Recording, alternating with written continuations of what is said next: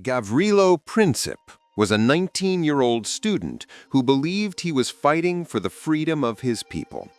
He never knew his actions would ignite the deadliest chain reaction in modern history. On June 28, 1914, the Archduke Franz Ferdinand of Austria visited Sarajevo. Princip was part of a small group of young nationalists who planned to assassinate him. Their plan was chaotic from the start. One bomber froze, another threw a grenade too late, and the entire mission fell apart instantly. Frustrated and embarrassed, Princip wandered the streets, convinced the operation had failed. But history has a strange way of rearranging itself. As Princip stood outside a delicatessen, the Archduke's driver made a wrong turn. The wrong turn that changed the world. The car stopped right in front of Princip. Completely by accident, the most important target in Europe had been delivered to him. Princip stepped forward, fired 2 shots, and in less than 10 seconds set fire to the entire 20th century.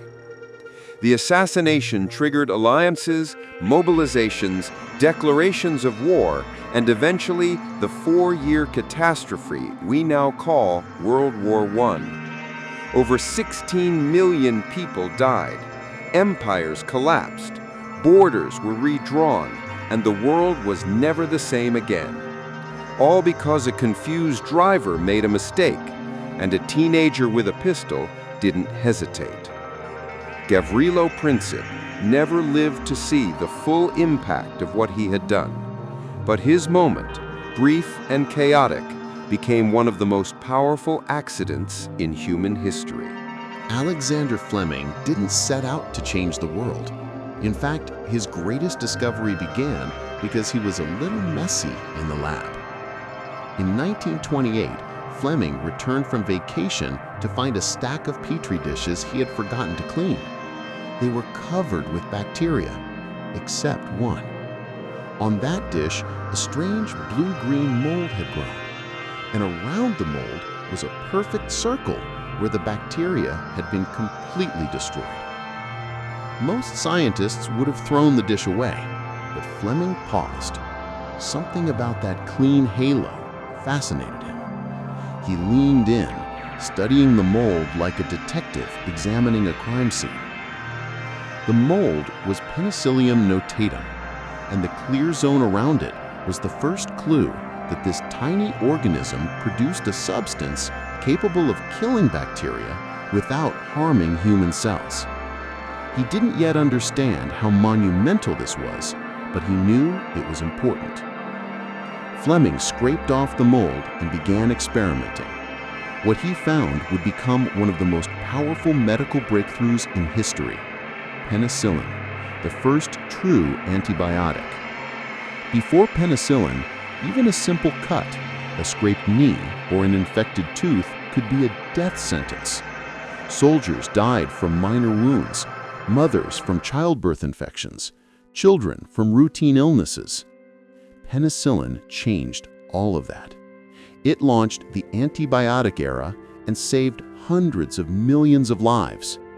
Entire fields of medicine, surgery, trauma care, infection control, were transformed because one scientist noticed something unusual on a dirty dish and refused to ignore it. Alexander Fleming didn't plan to discover penicillin. He simply looked closely at an accident that most people would have missed. And that small moment of curiosity became one of the greatest life-saving discoveries in human history. In October 1962, during the Cuban Missile Crisis, the world came closer to nuclear war than anyone realized.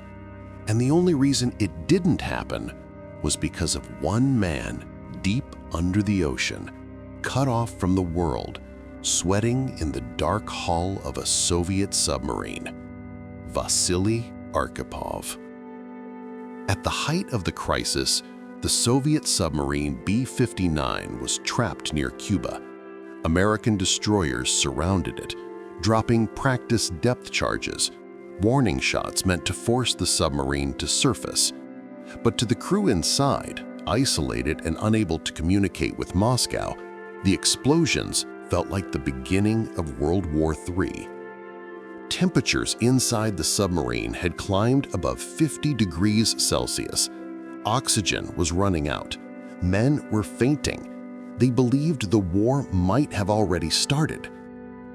On that submarine was a secret weapon, a nuclear torpedo powerful enough to vaporize an entire aircraft carrier group.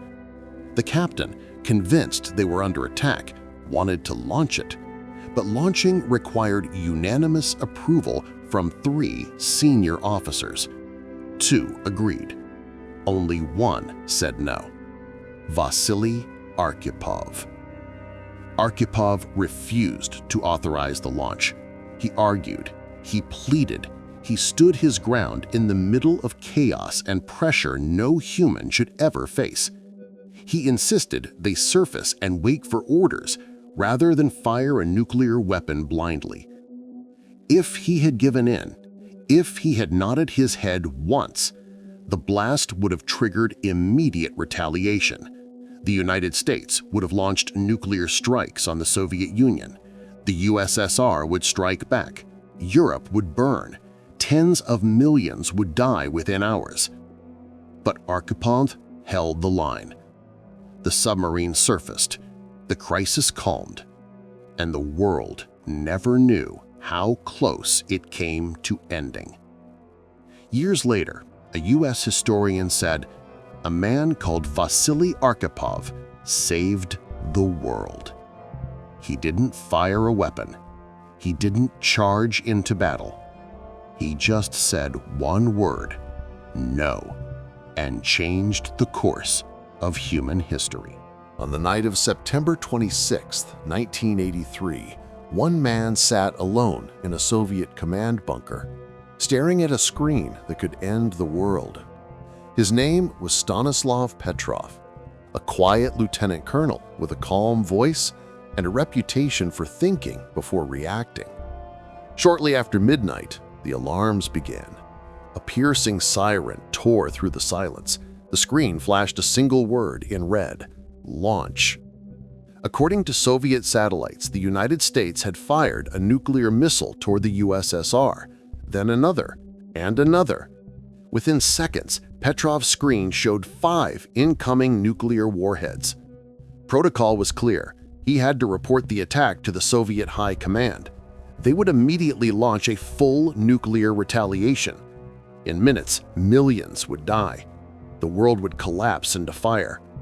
But something didn't feel right. The American strike, if real, was strangely small. The satellite's detection system was new and unproven, and the Earth, in that moment, was perfectly aligned so that sunlight reflected off clouds could trick sensors. Petrov had no confirmation, no second system to verify, no time to analyze. He had only his instincts and the weight of humanity on his shoulders. He took a breath, and he said the words that saved the world. "This is a false alarm." He refused to report the attack. He defied the system. He trusted logic over panic. Minutes crawled by. No missiles arrived. The world exhaled, completely unaware of the man who had just prevented nuclear Armageddon. Petrov wasn't rewarded. He was reprimanded for not filling out paperwork. The incident was buried for years, but when it finally became public, one truth was impossible to ignore. Stanislav Petrov saved more lives in one moment than any person in history, simply by choosing not to push a button. Grace Hopper was not just a computer scientist. She was a force of nature. Sharp, curious, and fearless, she helped shape the digital world long before the average person even knew what a computer was. In the 1940s, Hopper worked on the Harvard Mark II, a room-sized machine filled with switches, motors, and flashing lights. It sounded like a factory and looked like science fiction. Every calculation the machine performed was priceless. But on one ordinary day, it suddenly froze. The team had no idea why. Hopper rolled up her sleeves and began searching. She traced cables, opened panels, and inspected every mechanical relay. The deeper she dug, the stranger the malfunction became. Finally, inside one of the computer's panels, she saw it, a tiny, motionless creature wedged between the relays. A moth. The machine had literally been stopped by a bug. Hopper gently removed it with tweezers and taped it into the logbook with a handwritten note, "First actual case of bug being found." It was a joke at the time, but the moment became legendary. The word debugging, already used as engineering slang, exploded into global tech vocabulary. From that day forward, every broken line of code, every glitch, every malfunction was simply a bug. But Hopper's impact went far beyond a moth. She created the first practical compiler, helped invent COBOL, and paved the way for user-friendly programming languages. She believed computers should speak human language, not the other way around. And because of her, they eventually did. Grace Hopper didn't just find the first computer bug. She helped build the foundation of modern computing, one idea, one command, and yes, one moth at a time. Larry Tesler didn't set out to become a legend. He simply wanted computers to stop being so annoyingly difficult to use. In the early days of computing, everything was clunky. Editing text felt like performing surgery. If you made a mistake, you practically had to start over from scratch. Tesler believed that computers should work with humans, not against them. And in 1973, while working at Xerox PARC, the birthplace of modern computing, he created something so simple, so elegant, and so universal that it would quietly shape the digital world forever. Copy, cut, paste. Before Tesler, editing text was rigid and unforgiving. He imagined a world where moving information was effortless, like picking up a thought and dropping it somewhere else. With a few lines of code, he made that vision real. Suddenly, users could duplicate information, move information, and undo mistakes instantly. It was like giving everyday people a superpower inside a machine. Tesler didn't stop there.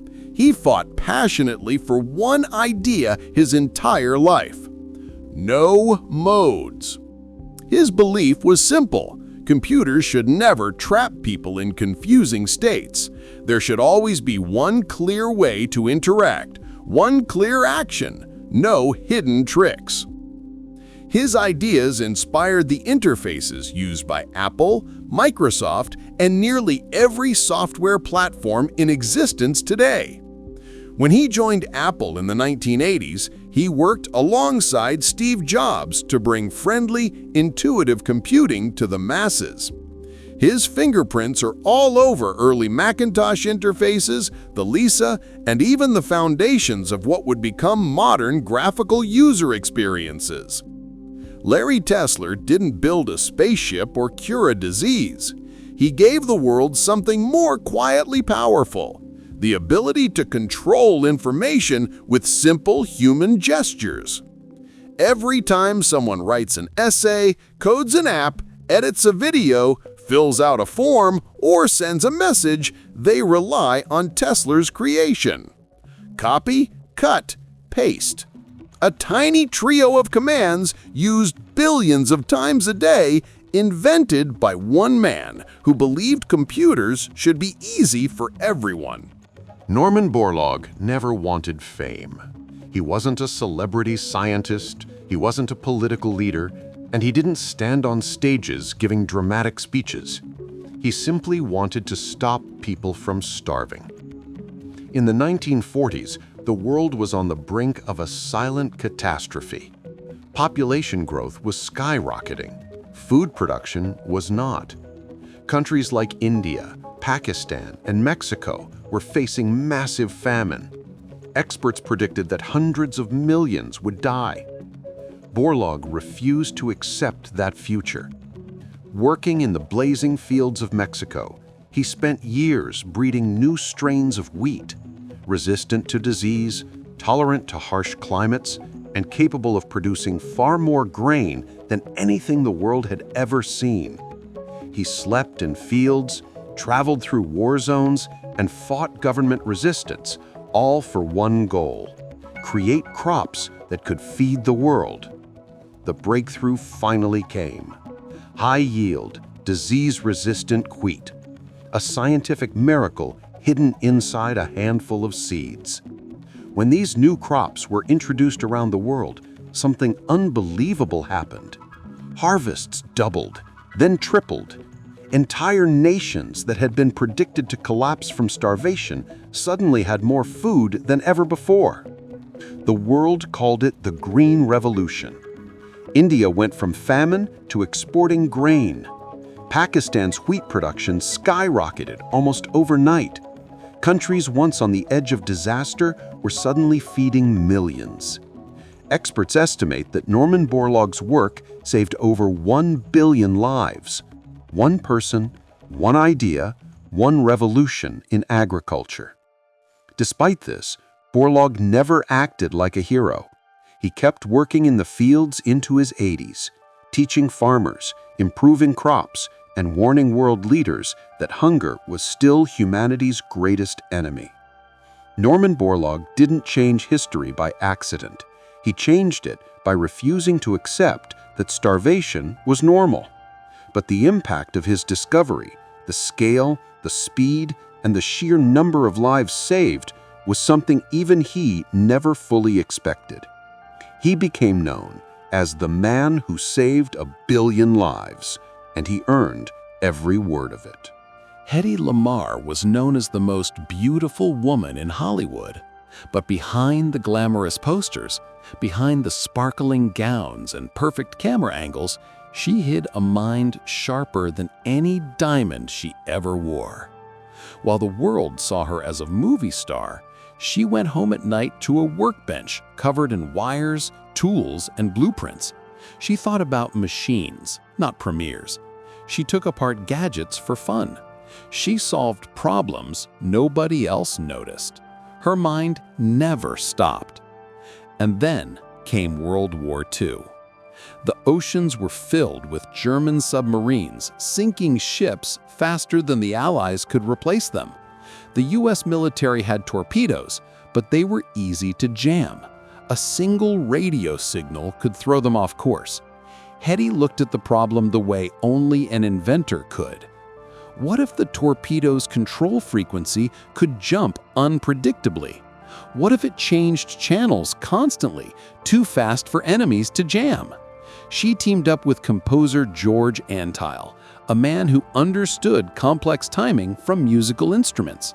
Together, they created something revolutionary: frequency-hopping spread spectrum, a signal that jumped between 88 frequencies per second, like a secret song only the sender and receiver could hear. It was decades ahead of its time. The US Navy didn't understand it. The patent was filed and then ignored. But technology caught up. Hedy Lamarr's invention became the foundation for Bluetooth, GPS, secure military communication, and most famously, Wi-Fi. Every smartphone, every router, every wireless connection you use today, all of it carries her fingerprints. The world once called her the most beautiful woman alive, but her greatest beauty was hidden in her brilliance, an idea created during wartime that quietly built the foundation of the wireless future. Hedy Lamarr didn't just change Hollywood, she helped change the entire digital age. Philo Farnsworth wasn't a scientist in a fancy lab. He wasn't a professor or an engineer or even an adult. He was a teenager living on a potato farm in rural Idaho.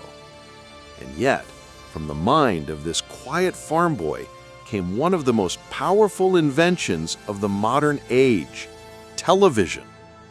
The idea first struck him when he was just 14 years old, plowing a field behind a horse. As he watched the soil turn into neat parallel rows, something clicked in his mind. What if you could draw an image the same way, line by line, row by row, scanning it across a screen with electricity? At an age when most kids were doing homework, Farnsworth sketched diagrams of an image dissector, a device that would capture and transmit pictures using nothing but electrons. By 21, he built the first working model in a tiny lab. No giant corporation behind him, no government project, just determination and genius.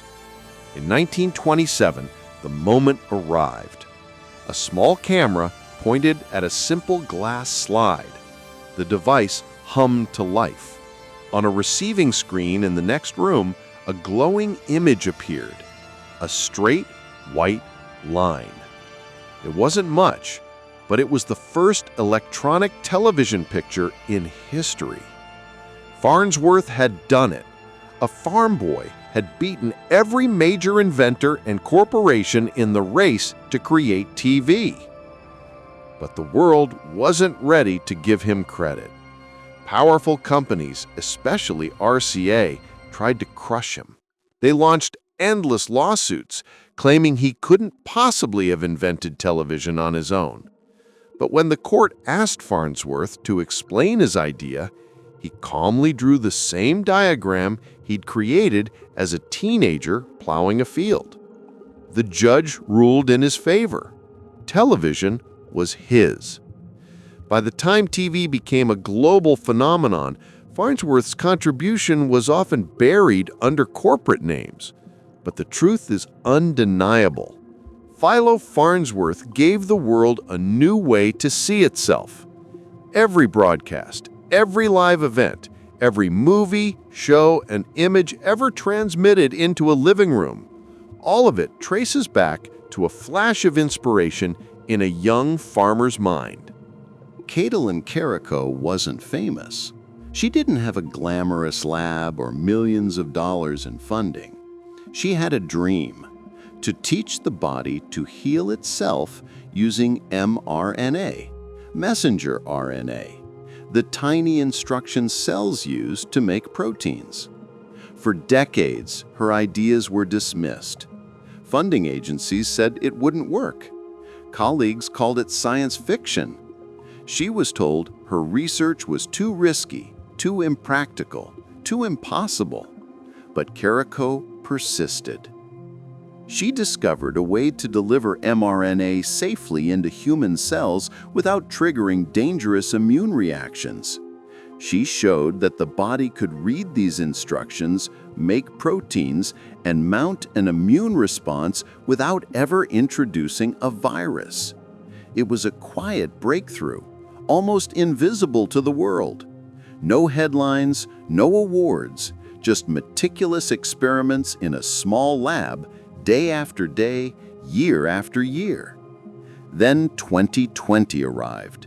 The COVID-19 pandemic swept the globe. Millions were dying. Time was running out. The work Karikó had been quietly perfecting for decades became the foundation for Pfizer-BioNTech and Moderna vaccines, the first mRNA vaccines ever used in humans.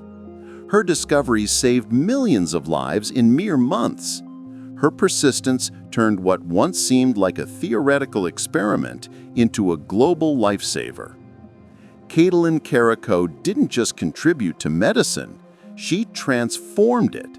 She showed the world that one scientist, armed with determination and patience, could change the course of a pandemic and the future of human health.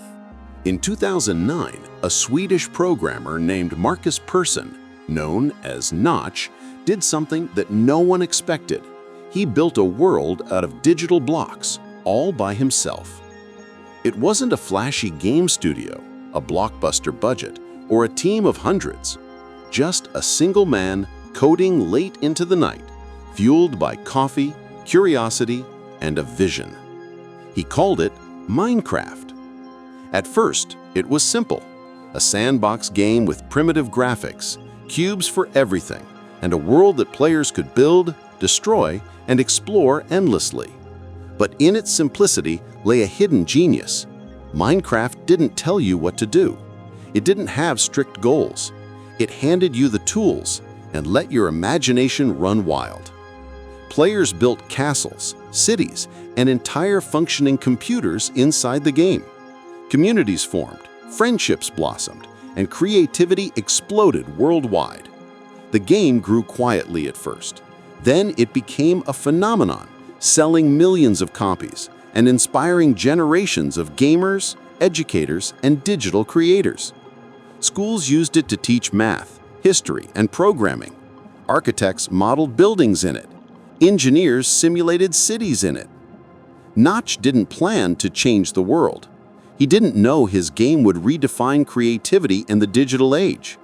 He just wanted to make something fun, something open, something limitless. And yet, in doing so, he created a universe where millions of people could build their own universes. A game that became a global cultural icon and a new way for humans to interact with digital worlds. Markus Persson didn't just make a game. He invented a platform for imagination itself. In 1989, the world was already buzzing with computers, but connecting them was messy, slow, and confusing. Information was trapped in silos, scattered across servers and research labs. Finding anything online was like searching for a single needle in 1,000 haystacks. Then came Tim Berners-Lee, a British scientist working at CERN. He didn't want to invent a new gadget or a flashy machine. He just wanted to share information easily across distances between people. He proposed a simple idea, a system of linked documents connected by clickable text, accessible through a browser. He called it the World Wide Web. With a few lines of code, Berners-Lee built the first web page, the first server, and the first browser, all on a humble computer at CERN. His invention didn't just display information, it connected humanity. Suddenly, research, news, and knowledge could travel across the globe in seconds. He gave it to the world for free. No patents, no fees, just access. And that decision changed everything. Within a few years, millions of people, businesses, and governments began using the web. Entire industries were created. Communication, education, commerce, and entertainment were transformed. Ideas that once took years to spread could now travel instantly. Tim Berners-Lee didn't just create the World Wide Web, he built the framework for the digital world we live in today. Every social media post, every online video, every instant message traces back to his vision of a connected planet. One man, a simple idea, and the world would never be the same. In 1996, a video game designer named Shinji Mikami didn't just release a game, he created a blueprint for an entire genre. That game was Resident Evil, and it would forever change the world of horror and gaming. Mikami wanted players to feel fear, not just excitement. He carefully designed environments that were claustrophobic, dimly lit, and full of tension. Every creaking door, every flickering light, and every distant growl was intentional. He studied horror movies, psychology, and human reactions to create suspense unlike anything seen before in games. But the real genius wasn't just the scares, it was the design philosophy. Limited resources, scarce ammunition, and clever puzzles forced players to think strategically, making every encounter a life or death decision. It was immersive, intense, and deeply satisfying. Resident Evil sparked the survival horror genre. It inspired sequels, spin-offs, movies, comics, and fan communities that still thrive today. Mikami showed the world that video games could evoke real emotion, blending storytelling, tension, and interactivity in a way that no other medium could. Before Mikami, video games were mostly action and fun. After Mikami, they could terrify, challenge, and immerse players in entirely new ways. Modern horror games, from Silent Hill to Dead Space, all owe a debt to his vision. Shinji Mikami didn't just make a game. He redefined what games could make players feel, and in doing so, he changed the future of interactive entertainment forever. Louis Daguerre wasn't trying to change the world. He was a French artist, a painter, and a set designer, fascinated by capturing light in scenes in ways that felt alive. But in the 1830s, creating permanent images was nearly impossible. Paintings could mimic reality, but could a machine do it? Daguerre experimented tirelessly with chemicals, silver plates, and light-sensitive surfaces. He wanted to fix an image on a plate, but the process was unpredictable, frustrating, and often ruined by accident. One day, after countless trials, something extraordinary happened. A plate exposed to light accidentally developed an image that stayed forever. Shadows, reflections, even tiny details were frozen in time. For the first time, reality itself could be captured on a flat surface in unprecedented detail. He called it the daguerreotype, and it became the world's first practical method of photography. Suddenly, everyday people could preserve loved ones, landscapes, and moments in history. Portraits no longer required painters. Cities could document themselves. Memories could last beyond human lifetimes. Louis Daguerre didn't just invent a new technology. He created a revolution in how humans see the world. Journalism, art, science, and personal memory were all transformed. Every photograph you've ever taken or seen traces back to a serendipitous discovery in a French workshop, a happy accident turned genius. Louis Daguerre proved that sometimes history isn't shaped by intention, but by curiosity, patience, and a little bit of luck.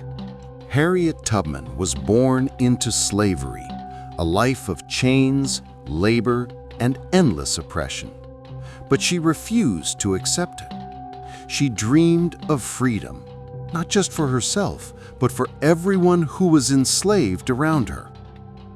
In 1849, Tubman made a daring escape from Maryland, slipping through swamps, forests, and rivers to reach the north. Alone and determined, she didn't stop there. She returned and returned again, risking her life repeatedly to lead others to freedom via the Underground Railroad. She never carried a weapon.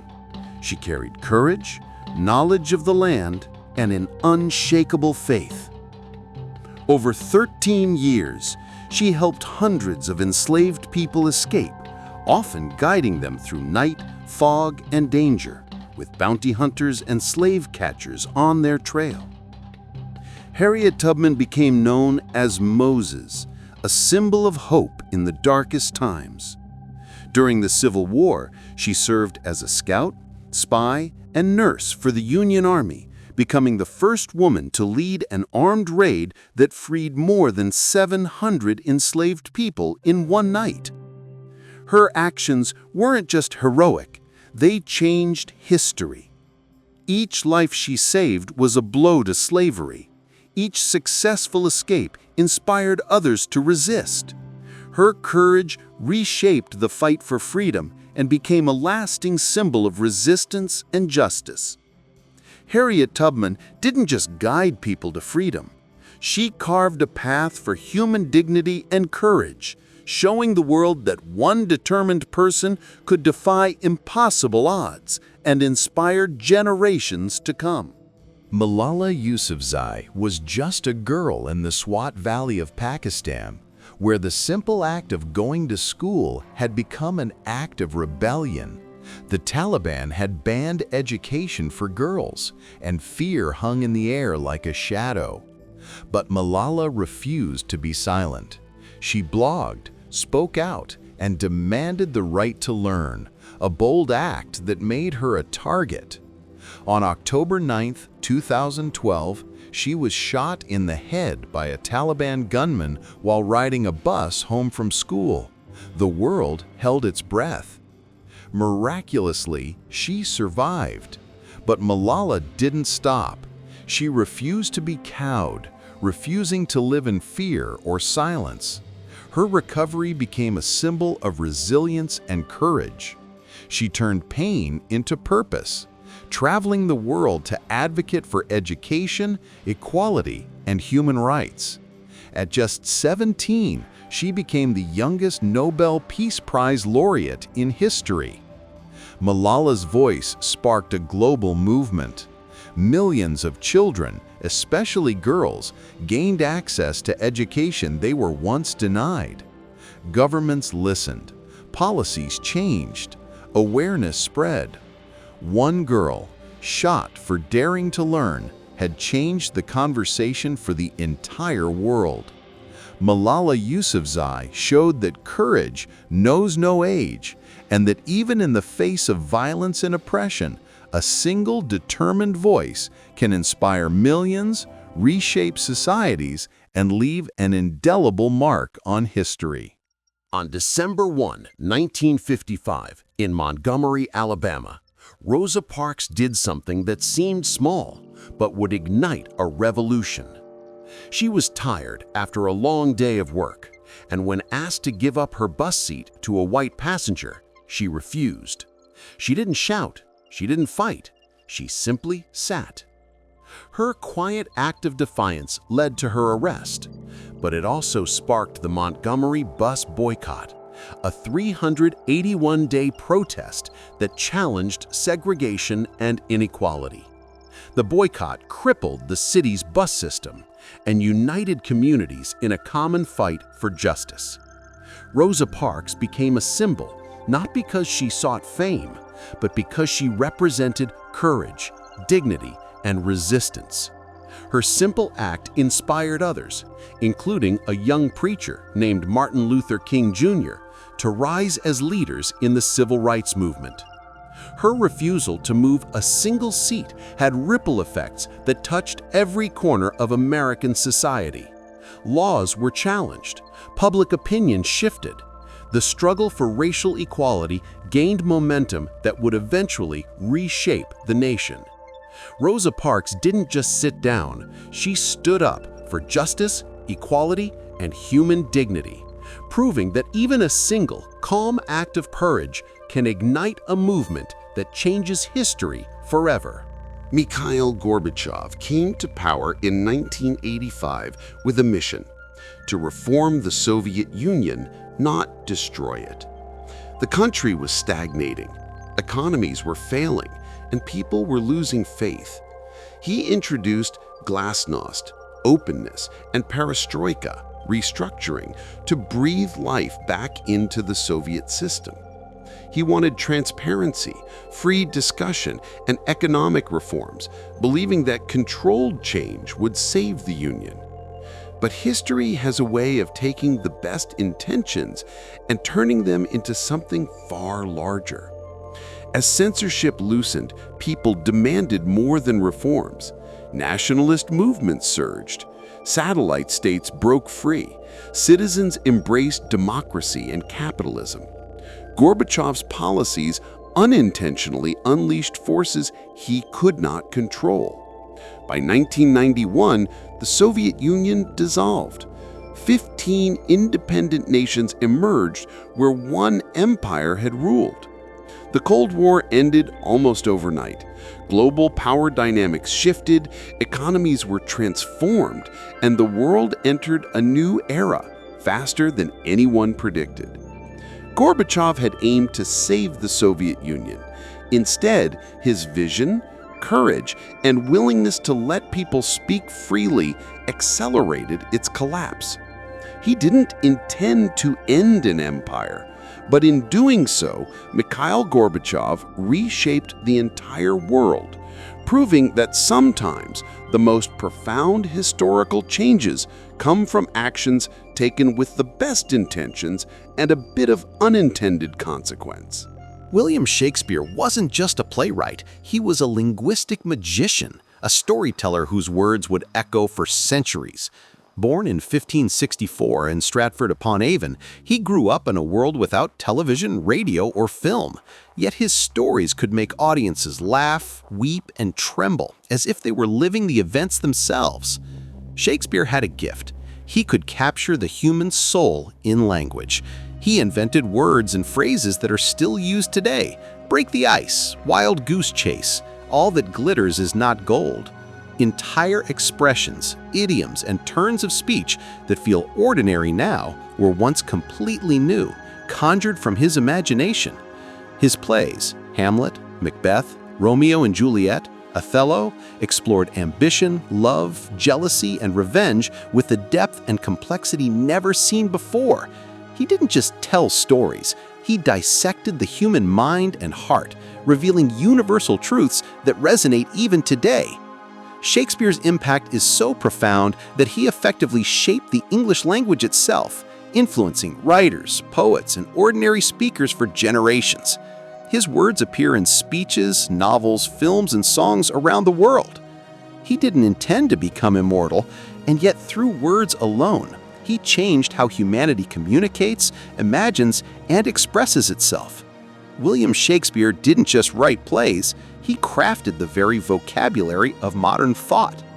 In 1769, long before highways, traffic lights, or gas stations, a French engineer named Nicolas-Joseph Cugnot built something extraordinary, the first self-propelled vehicle, the world's very first car. Cugnot was working for the French army, trying to solve a practical problem: how to move heavy artillery without relying on horses. His invention was a steam-powered tricycle, clunky and slow, with a massive boiler on the front. It could carry 2 tons of cargo, but its real miracle was simple. It moved under its own power. The first test was chaotic. The vehicle traveled about 2.5 miles per hour and famously crashed into a wall on its maiden voyage. People laughed. Some called it ridiculous. But history remembers that tiny steam tricycle as the spark of modern transportation. Cugnot didn't invent the automobile as we know it today, yet without his experiments, the path to gasoline engines, Ford, Tesla, and self-driving cars might have looked very different. Every car, truck, and bus traces a line back to this awkward, steaming machine.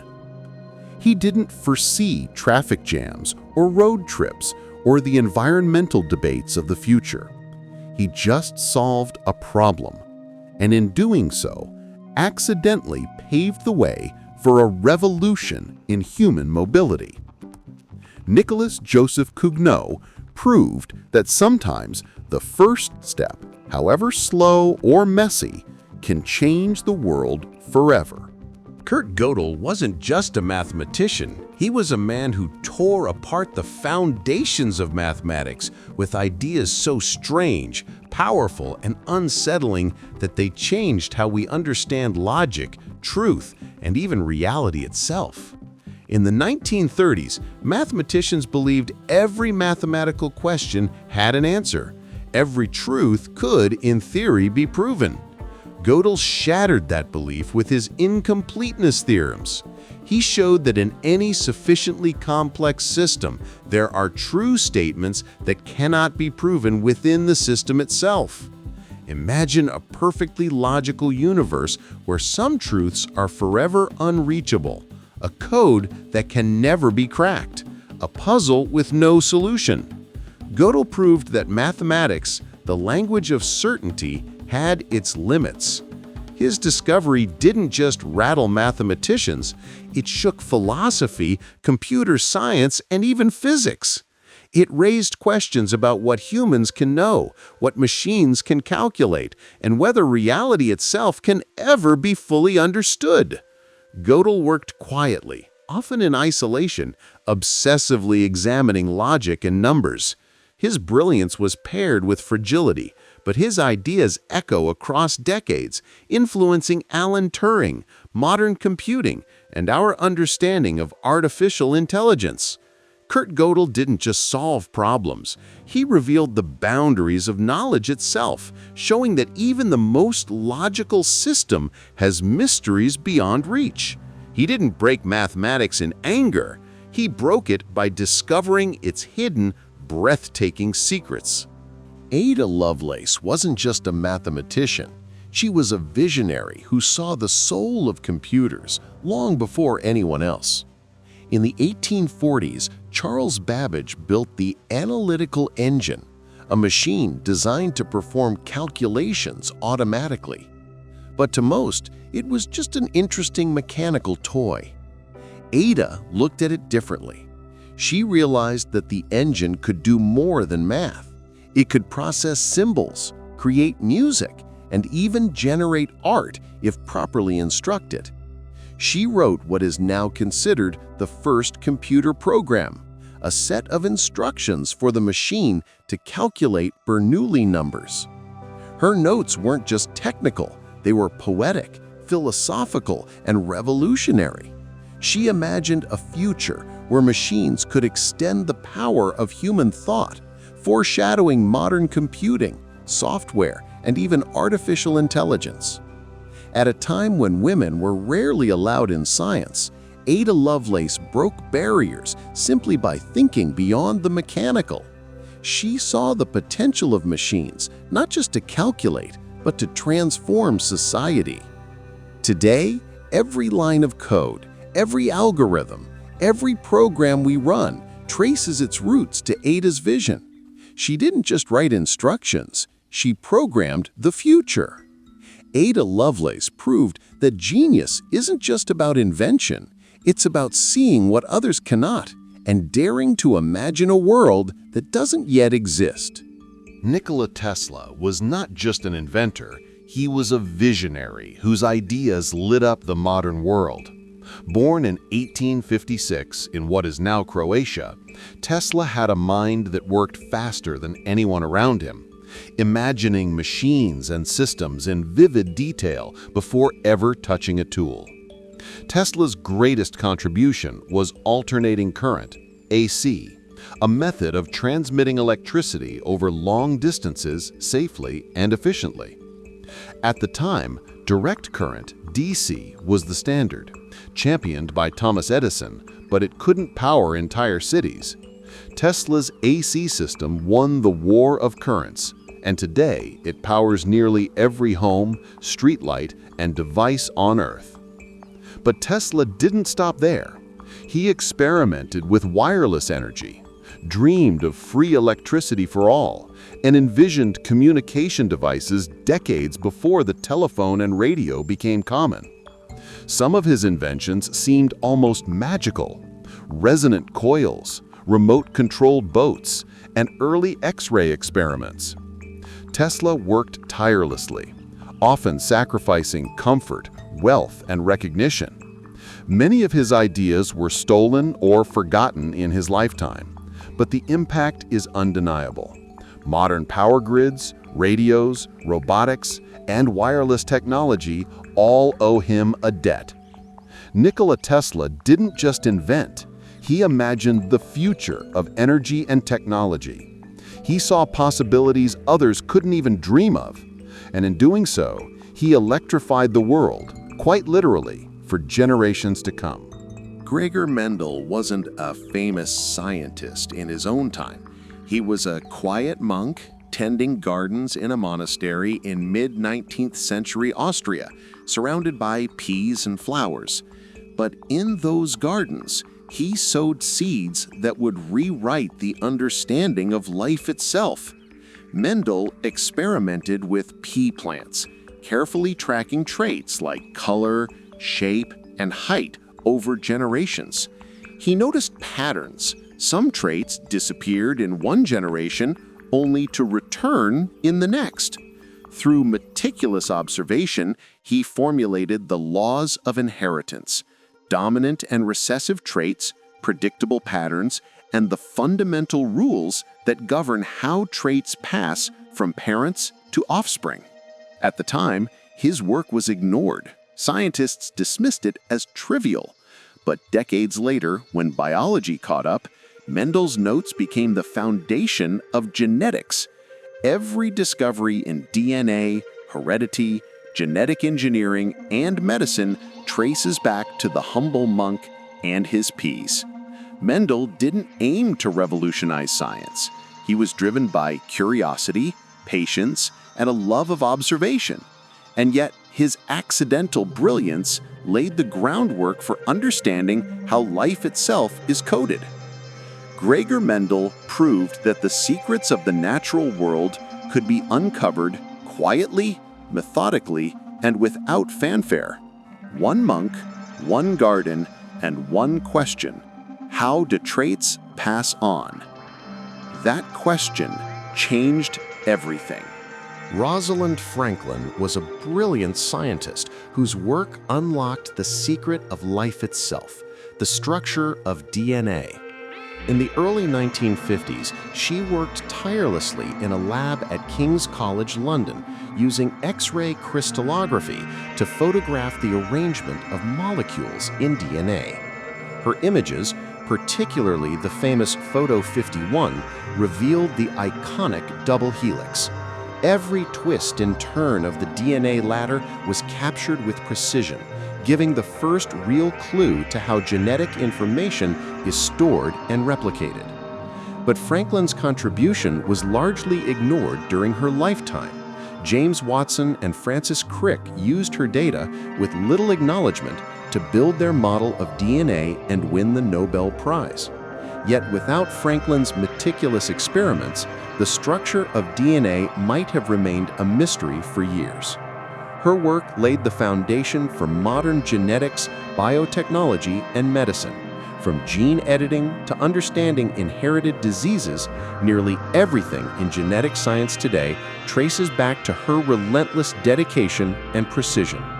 In the mid-19th century, childbirth was more dangerous than war. Thousands of women died from childbed fever, a mysterious, deadly infection. Hospitals were meant to heal, but in reality, they were killing. Ignaz Semmelweis, a Hungarian doctor, noticed a pattern. Women treated by doctors coming straight from autopsies were dying far more often than those cared for by midwives. He proposed a radical idea: wash your hands in chlorinated water before examining patients. It sounds obvious now, but in 1847, it was revolutionary.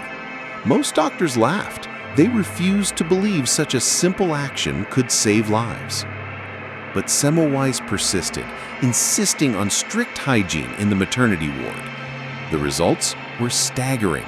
Mortality rates dropped from over 10% to under 2%. One small habit, hand washing, saved countless lives. Semmelweis's discoveries were ignored for decades, and he suffered professionally and personally. Yet his principles became the foundation of modern antiseptic practices, revolutionizing medicine and public health worldwide. Srinivasa Ramanujan was born in 1887 in a small town in India.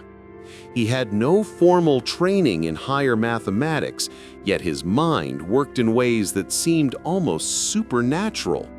While others relied on textbooks, Ramanujan discovered complex formulas, infinite series, and theorems by intuition alone. He sent a letter filled with groundbreaking equations to G.H. Hardy, a mathematician at Cambridge.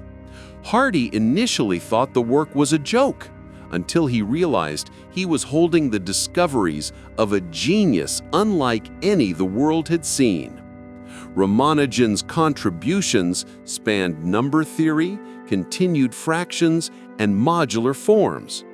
Many of his results were so advanced they wouldn't be fully understood until decades later.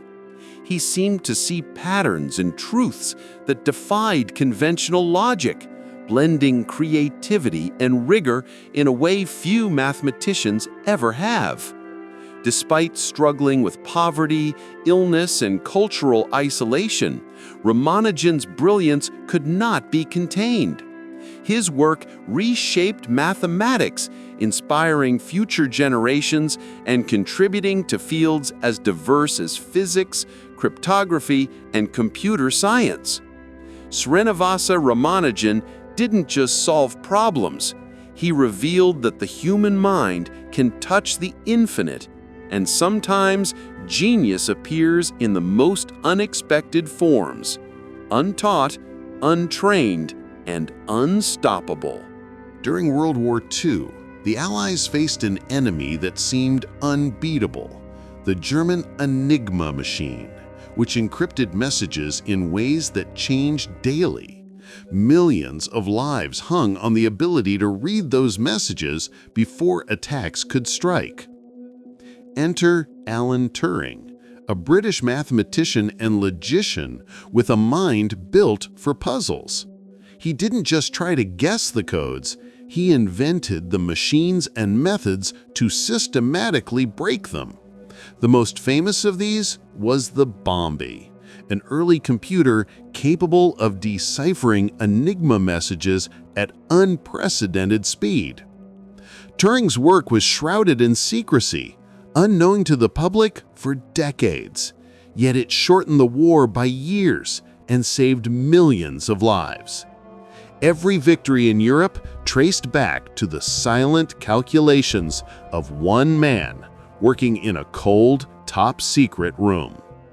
Beyond code breaking, Turing laid the foundations for modern computing and artificial intelligence, proving that machines could process logic and solve problems once thought to be uniquely human. Alan Turing didn't just break codes, he broke barriers in science, technology, and human understanding. His genius changed the course of a war and shaped the digital age we live in today. At just 17 years old, Joan of Arc claimed to hear voices, divine guidance calling her to lead France in the 100 Years' War against England. She was a peasant girl with no formal military training, yet she convinced skeptical commanders and the king himself to let her lead an army. With courage that seemed impossible for her age, Joan inspired troops to fight with unshakable confidence. Her leadership turned despair into victories, most famously lifting the siege of Orléans, a turning point in the war that shifted momentum toward the French. But her rise was not without peril.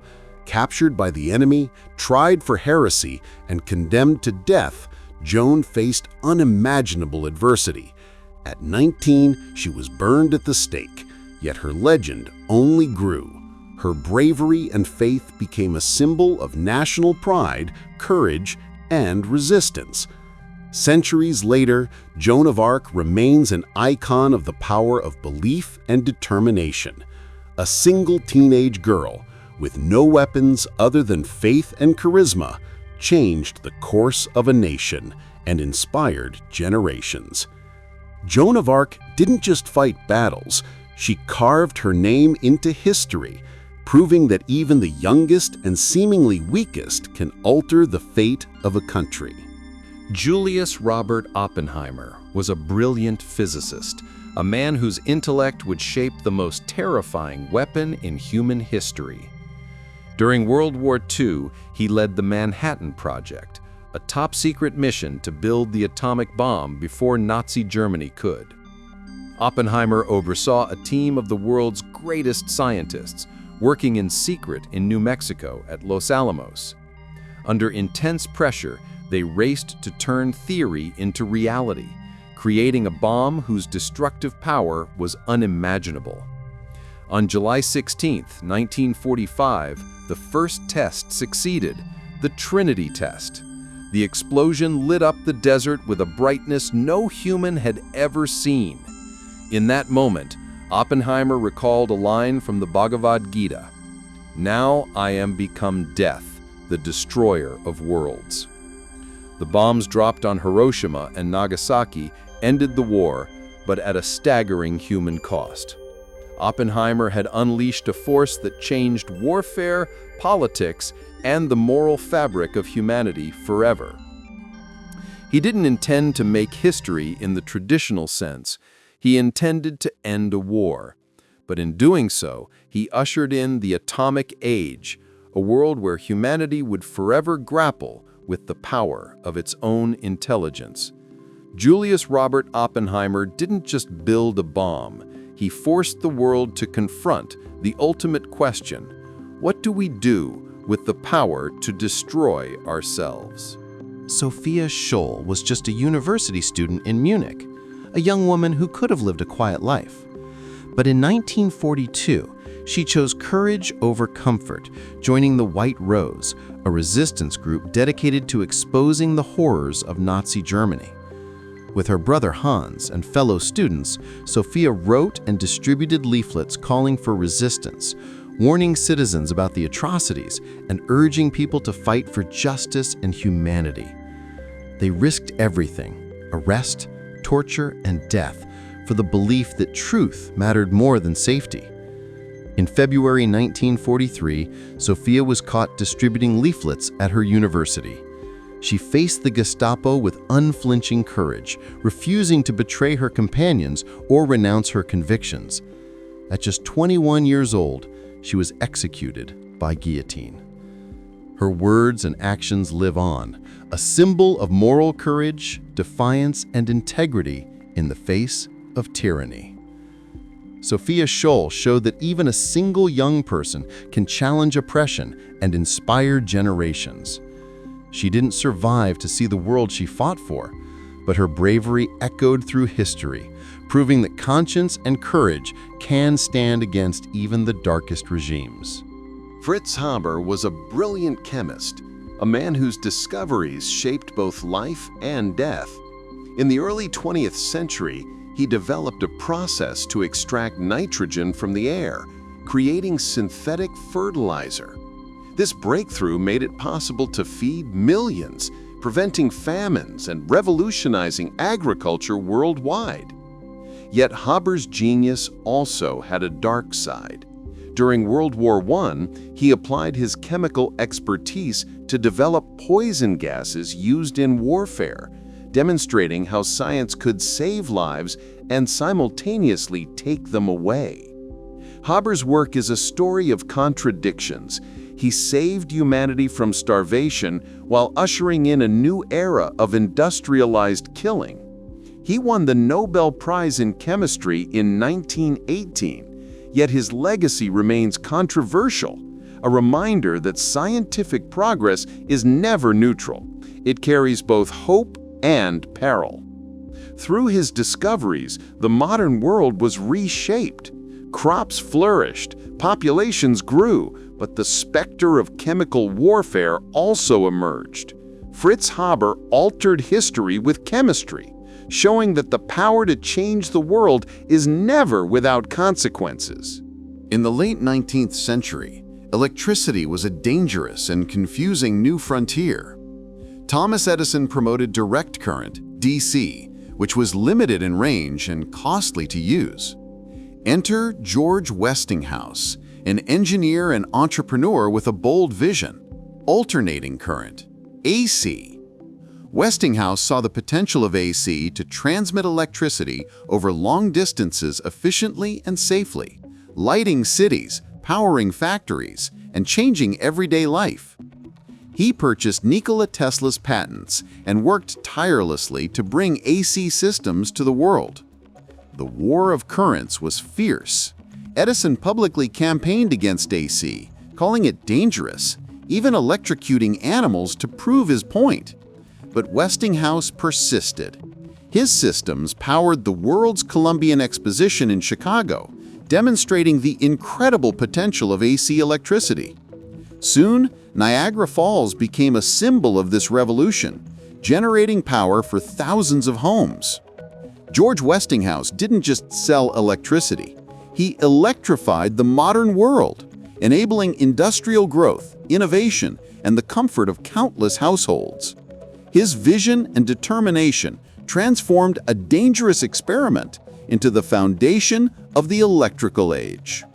Westinghouse proved that sometimes history changes not just with invention, but with the courage to champion the future against overwhelming odds. In 1885, Carl Benz built the world's first practical gasoline-powered automobile, forever changing transportation. Unlike earlier experimental vehicles, his three-wheeled motor wagon was engineered for real roads, real people, and everyday use. Benz didn't just tinker, he solved mechanical problems, designing the internal combustion engine, a chassis, and controls that worked together seamlessly. In 1886, he received a patent for his invention, marking the birth of the modern car.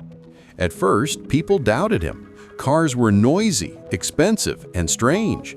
But Benz's wife, Bertha, famously drove one of his early prototypes over 60 miles alone, proving its reliability and inspiring public confidence.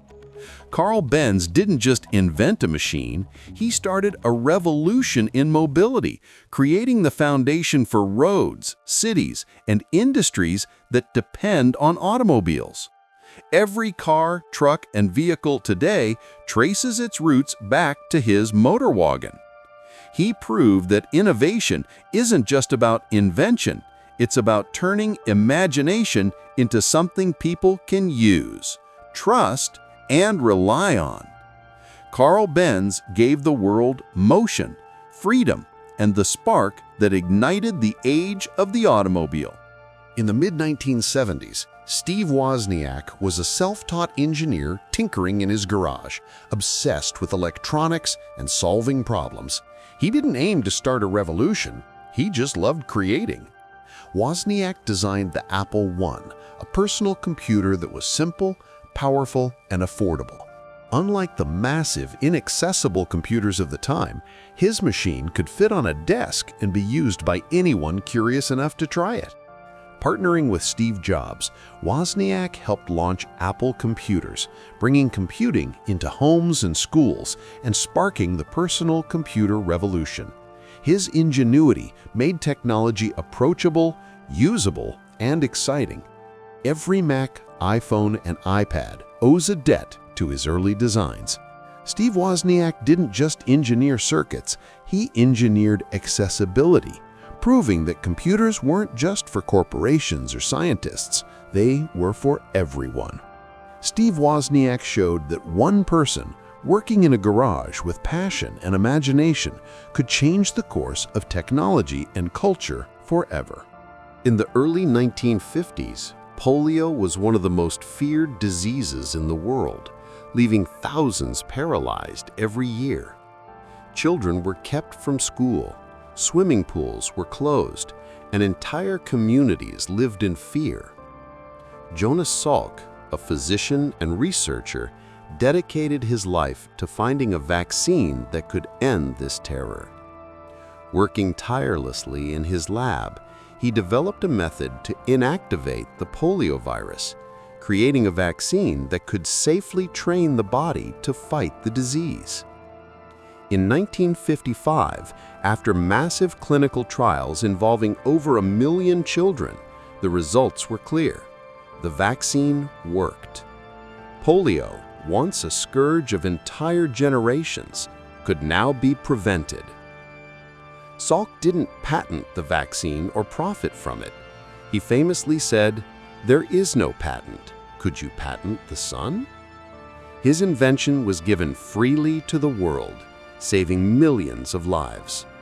Jonas Salk didn't just cure a disease, he changed the course of public health, proving that science could conquer fear, paralysis, and despair, and that one man's dedication could protect generations from a global threat. Artemus Art Smith was a daring pilot in the early days of aviation, long before air travel was safe, affordable, or common. He didn't just fly planes, he dreamed of connecting the world through the sky. Smith was one of the first to develop passenger-friendly flight routes, proving that flying could be reliable and accessible. He helped design safer aircraft, smoother boarding procedures, and in-flight services that made people trust and enjoy the experience of air travel. Through his skill, charm, and insistence on safety, Smith convinced the public that planes weren't just toys for daredevils, they were the future of transportation. The modern airline industry, with its global networks, in-flight comforts, and efficient scheduling, owes its roots to pioneers like him. Art Smith didn't just fly planes, he changed how humanity moves, shrinking continents, connecting cultures, and making the impossible reachable. He showed that vision, courage, and persistence could transform a dangerous novelty into an essential part of everyday life, commercial air travel for all. On April 12, 1961, Yuri Gagarin became the first human to leave Earth's atmosphere and orbit the planet. A simple Soviet pilot with a daring spirit, Gagarin wasn't just testing a spacecraft, he was carrying humanity's dreams into the unknown. Strapped into Vostok 1, he soared 327 kilometers above Earth, circling the planet in just 108 minutes. From space, he saw the world without borders, oceans and continents glowing under the sun, and the thin blue atmosphere that sustains life. When he returned, Gagarin was a hero around the globe.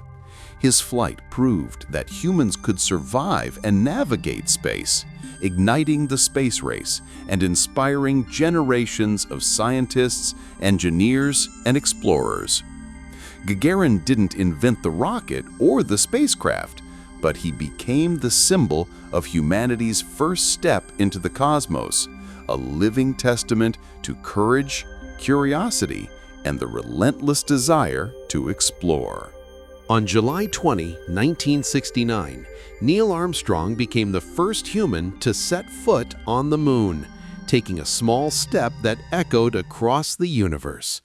As commander of Apollo 11, he descended the lunar module's ladder and stepped onto the gray, dusty surface, saying words that would forever define exploration. That's one small step for man, one giant leap for mankind. Armstrong's achievement was the culmination of years of training, danger, and precision. Every calculation, every maneuver, and every decision in space was a matter of life and death.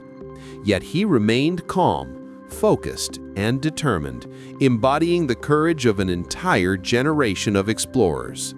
His moonwalk showed humanity that limits exist only until we dare to cross them.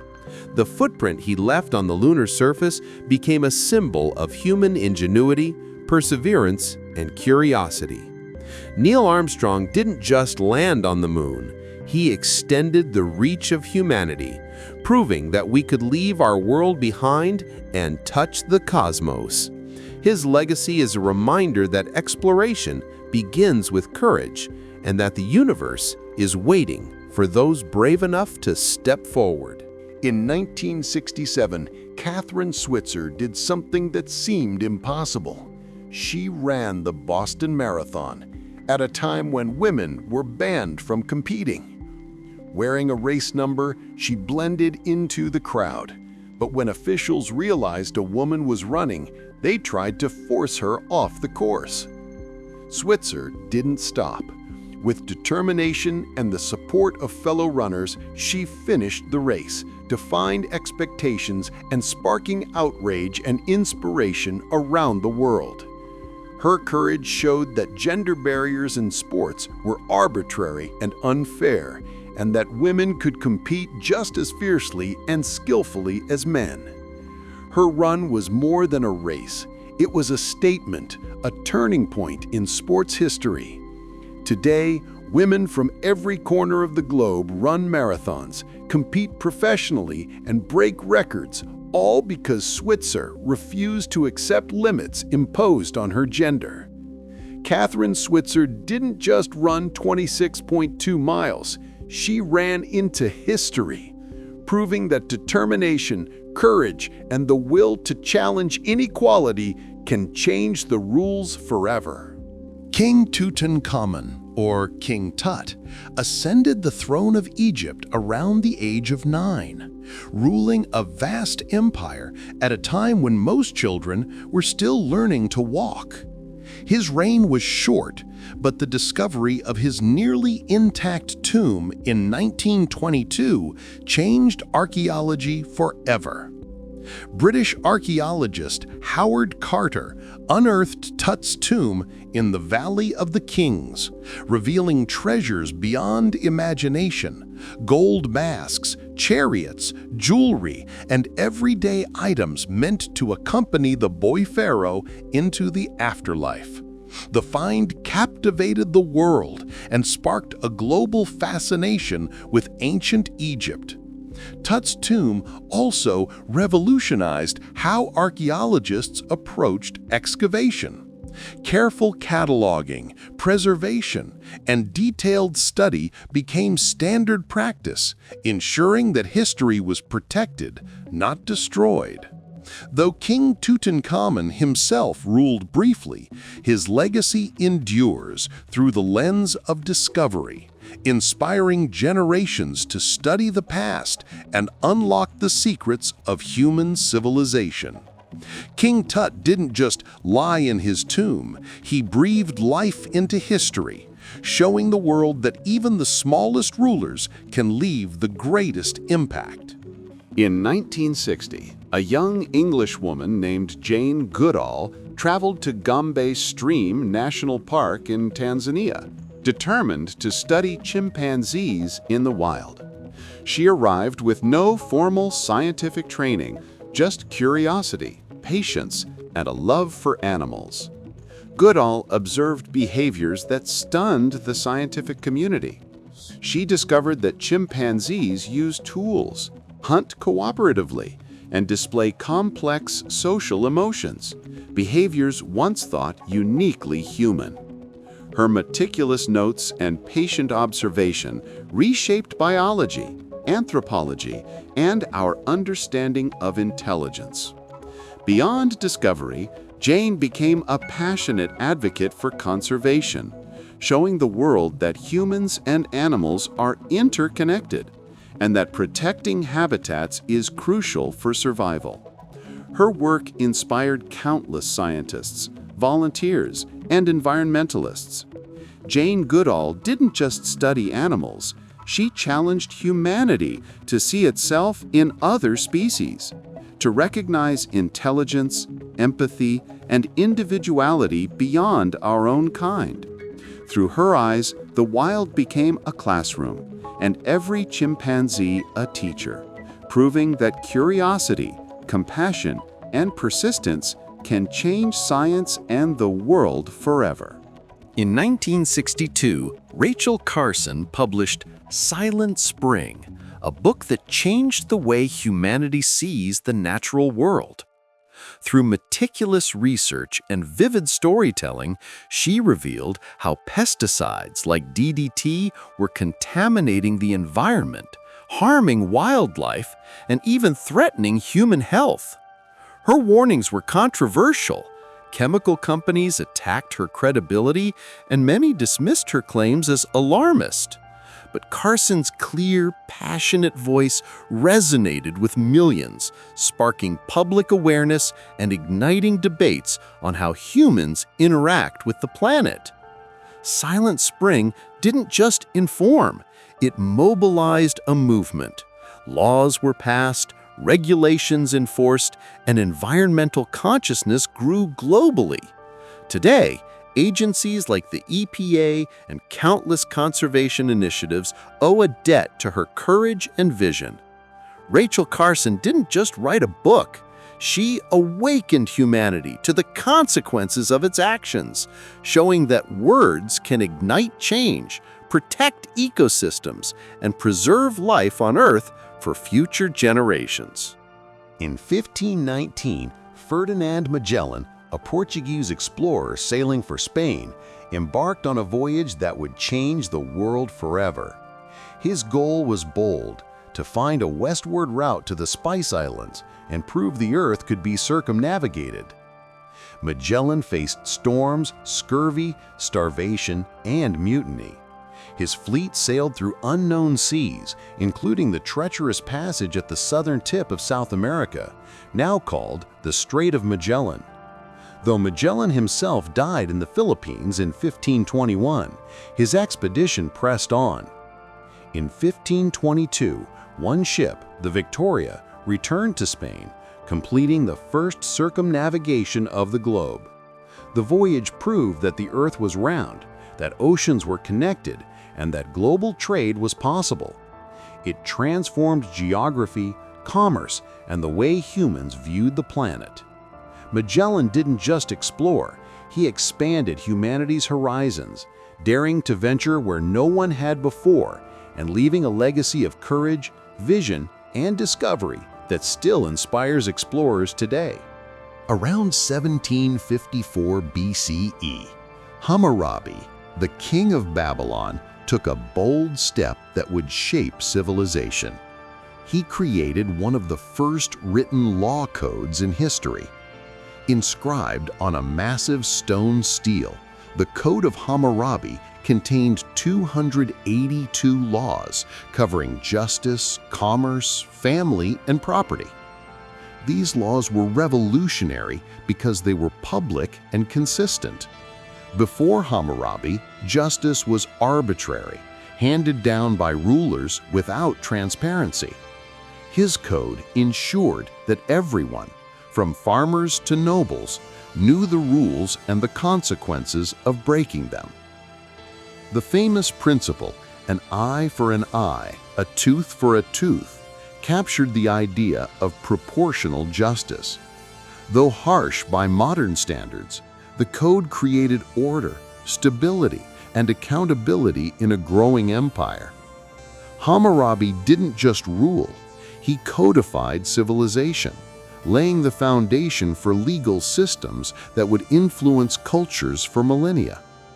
His vision showed that laws, written and shared, could shape societies and protect the structure of human life. Hammurabi proved that one ruler's insight could echo through history, transforming justice from arbitrary power into organized governance. Cleopatra VII, the last pharaoh of Egypt, was more than a queen. She was a political genius whose decisions shaped the fate of empires. Fluent in multiple languages, a shrewd diplomat, and skilled in strategy, Cleopatra navigated the turbulent waters of Roman politics with remarkable skill. Her alliances with Julius Caesar and Mark Antony weren't just personal. They were calculated moves to protect Egypt's independence and secure her throne. Her charm, intellect, and daring allowed her to influence Roman leaders and sway the balance of power in the Mediterranean. Cleopatra's life was full of drama, war, and intrigue, but every choice had consequences far beyond Egypt. The battles she fought, the alliances she forged, and the empire she defended reshaped the political landscape of the ancient world. Her death marked the end of Ptolemaic rule, but her story endured as a symbol of leadership, strategy, and resilience. Cleopatra proved that one brilliant mind, even in a woman's body in a male-dominated world, could steer the course of history. She didn't just rule a kingdom, she changed the fate of empires through intellect, diplomacy, and courage. In 1517, a German monk named Martin Luther nailed his 95 Theses to the door of the Wittenberg Castle Church, challenging the Catholic Church's practice of selling indulgences. What seemed like an act of protest in a small town ignited a movement that would shake Europe to its core. Luther argued that salvation came through faith, not money or rituals, and he translated the Bible into German so ordinary people could read it themselves. His ideas spread rapidly thanks to the printing press, reaching far beyond Wittenberg and inspiring debate, reform, and resistance. The Reformation fractured the religious unity of Europe, led to wars, and transformed politics, education, and society. Luther's courage to speak out against entrenched authority demonstrated that one individual's voice could challenge centuries of tradition and reshape the world. Martin Luther didn't just write theses, he sparked a revolution of thought, faith, and power, leaving a legacy that continues to influence religion and society centuries later. In 1854, London was gripped by a deadly cholera outbreak, killing hundreds in a matter of days. Most people believed the disease was spread by miasma, bad air. But Dr. John Snow had a different idea. Using careful observation and maps, Snow traced cholera cases to a single source, a contaminated water pump on Broad Street. By convincing authorities to remove the pump handle, he stopped the outbreak in its tracks, proving that diseases could be waterborne, not airborne. Snow's work didn't just save lives. It laid the foundation for modern epidemiology, showing that careful data, observation, and reasoning could uncover how diseases spread. His methods are still used today to track outbreaks, plan public health measures, and prevent epidemics. John Snow didn't seek fame or glory. He sought truth. And by doing so, he changed medicine, public health, and the fight against disease forever.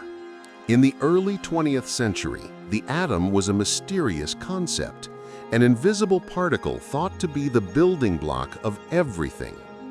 Niels Bohr, a Danish physicist, dared to imagine its inner workings. Bohr proposed a revolutionary atomic model, showing that electrons orbit the nucleus in defined energy levels, much like planets around the Sun. His theory explained how atoms emit and absorb light, laying the groundwork for quantum mechanics and changing our understanding of the physical world. Bohr's insights weren't just theoretical, they had practical consequences, influencing chemistry, electronics, and even the development of nuclear energy. He became a guiding figure for generations of physicists, mentoring some of the greatest scientific minds of the 20th century.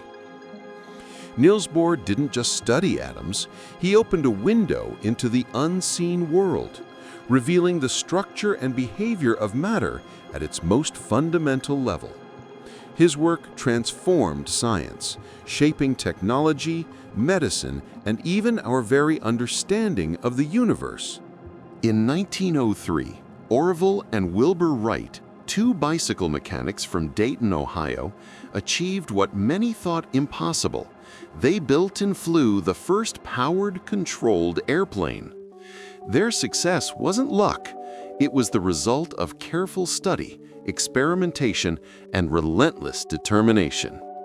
The Wrights mastered the challenges of lift, propulsion, and control, designing wings, propellers, and a system of 3-axis control that allowed pilots to steer effectively.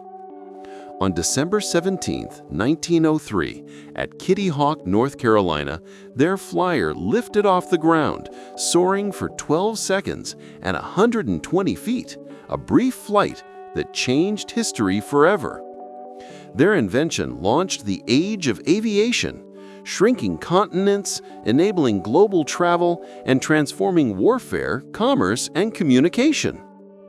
Every plane that takes to the skies today owes a debt to these two brothers and their small workshop of ingenuity. The Wright brothers didn't just fly, they gave humanity the sky, proving that curiosity, persistence, and innovation could turn dreams into reality.